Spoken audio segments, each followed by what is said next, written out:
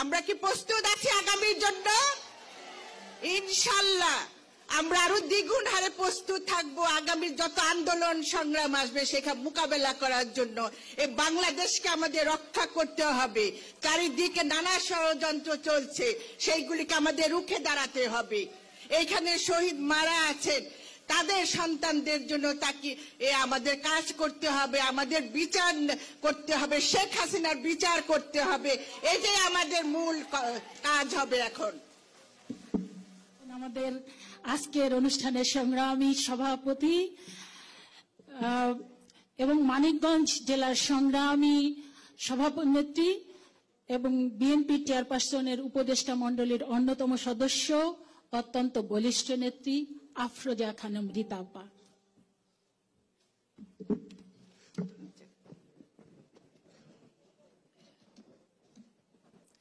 বিসমিল্লাহির রহমানির রহিম।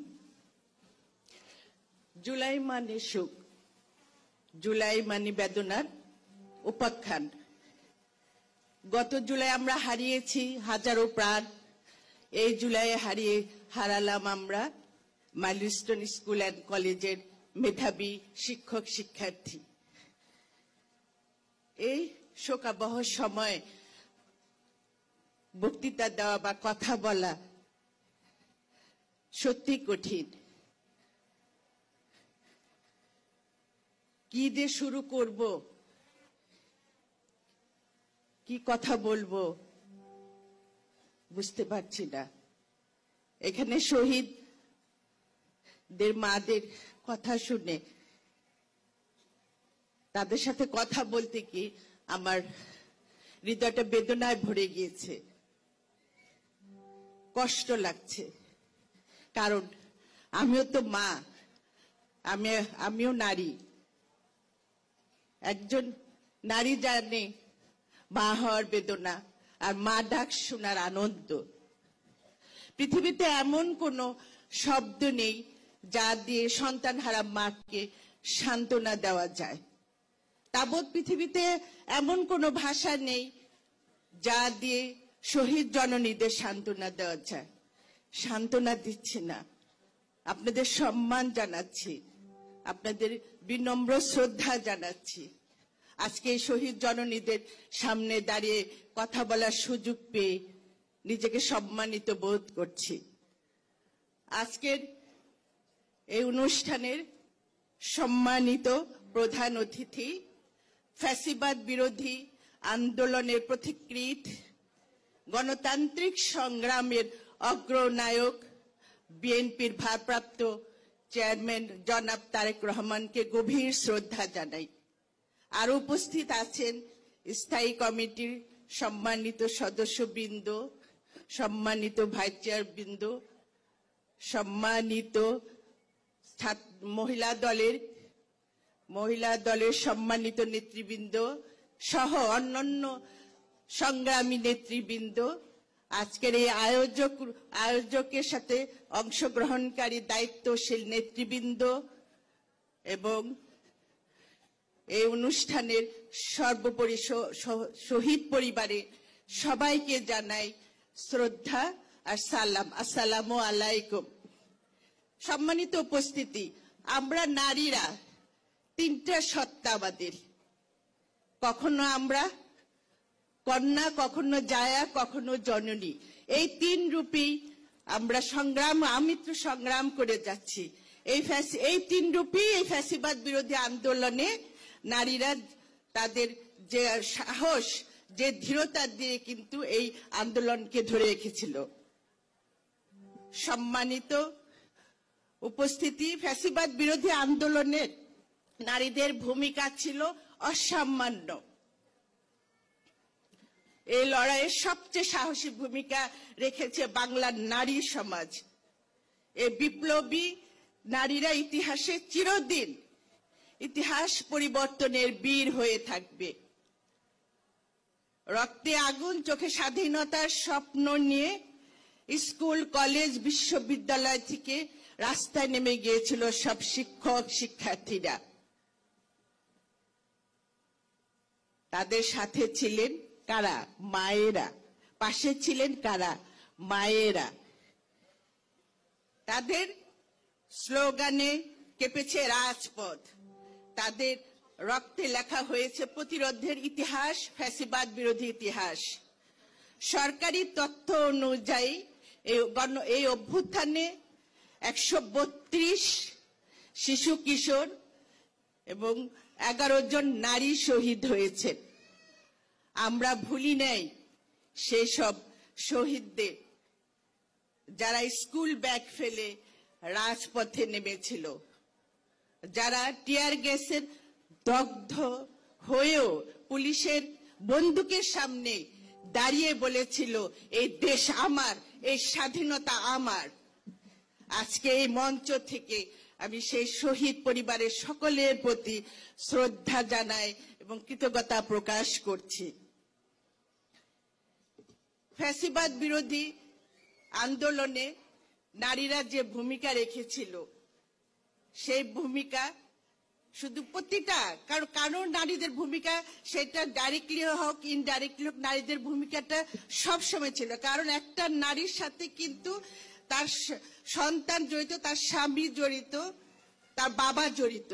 সুতরাং নারীরা কিন্তু সারা জীবনে আমৃত্যুই তাদের পরিবারটাকে নিয়ে যুদ্ধ করে যাচ্ছে। সেটা ঘরের যুদ্ধ বলেন, সেটা দেশের জন্য যুদ্ধ বলেন, যুদ্ধ নারীরা করে যাচ্ছে এবং ইনশাল্লাহ নারীরা সেইভাবেই যুদ্ধ করে যাবে। সম্মানিত উপস্থিতি, যেসব নারীরা তাদের সন্তানদের দেশের জন্য উৎসর্গ করেছেন, আমরা তাদের ভুলি নাই।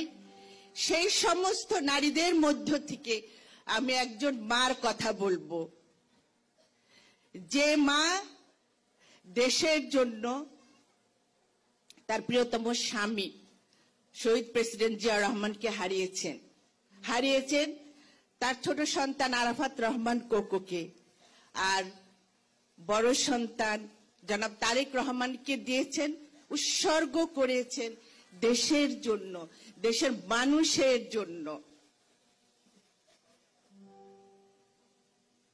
এই ফ্যাসিবাদ সরকারের জুলুম অত্যাচার উপেক্ষা করে বন্ধিত, নির্যাতন, গৃহবন্ধিত কোনো কিছুই যাকে নত করতে পারেন নাই, তিনি হলেন আমাদের দেশনেত্রী বেগম খালেদা জিয়া। দেশনেত্রী বেগম খালেদা জিয়া শুধু একজন নেত্রী নন, তিনি এক মাতৃত্বের প্রতীক।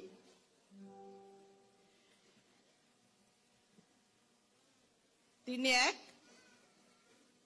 প্রতিরোধ। আমরা নারীরা সেই বেগম খালেদা জিয়ার পথ মত নিয়ে কাজ করছি, তার সে আদর্শ নিয়ে কাজ করছি। সে আদর্শ নিয়ে হাজারো খালেদা জিয়া তৈরি হচ্ছে। আজকের এই সংগ্রামী বাংলাদেশে এক অনন্য নাম দেশনেত্রী বেগম খালেদা জিয়া। তার দেখানো পথ আগামীর জন্য আপনারা প্রস্তুত হন সম্মুখ যোদ্ধা হিসাবে। কারণ এই বাংলাদেশকে নিয়ে, এই বিএনপিকে নিয়ে নানাবিধ ষড়যন্ত্র চলছে। সেই ষড়যন্ত্রকে রুখে দাঁড়াতে হবে, ষড়যন্ত্রকে রুখতে হবে এবং আপনারাই পারবো সেই ষড়যন্ত্রের বিরুদ্ধে দাঁড়িয়ে যেতে। মাননীয় প্রধান অতিথি, আপনার দৃষ্টি আকর্ষণ করছি, এই নারী সমাজের প্রতিনিধি হয়ে আমি আপনার কাছে আবেদন করছি, আপনার নেতৃত্বে আমরা এমন একটা সমাজ বিনির্মাণ করতে চাই যেখানে কোনো মা আর সন্তান হারাবে না, কোনো মায়ের বুক আর খালি হবে না, কোনো বোন আর তার ভাইকে হারাবে না, কোনো বধূ আর স্বামী হারা হবে না। আমাদের দৃঢ় বিশ্বাস, আমরা বিশ্বাস আপনার প্রজ্ঞা, আপনার নেতৃত্বে আমরা এমন কল্যাণ রাষ্ট্র তৈরি হবে যেখানে আর ফ্যাসিবাদ মাথা চাড়া দিয়ে উঠতে পারবে না, যেখানে নারী, শিশু, কিশোর থাকবে নিরাপদ, নিরাপদ থাকবে বাংলাদেশ। মাননীয় প্রধান অতিথি, এখানে আমরা এত সমবেত হয়েছি আপনার কথা শোনার জন্য। আপনার কথা শুনে আপনার দেখানো পথ দিয়ে আমরা সামনের দিকে এগিয়ে যেতে চাই। আমরা একটা সোনার বাংলাদেশ তৈরি করতে চাই। আমরা শহীদ রাষ্ট্রপতি জিয়া রহমানের বাংলাদেশ তৈরি করতে চাই।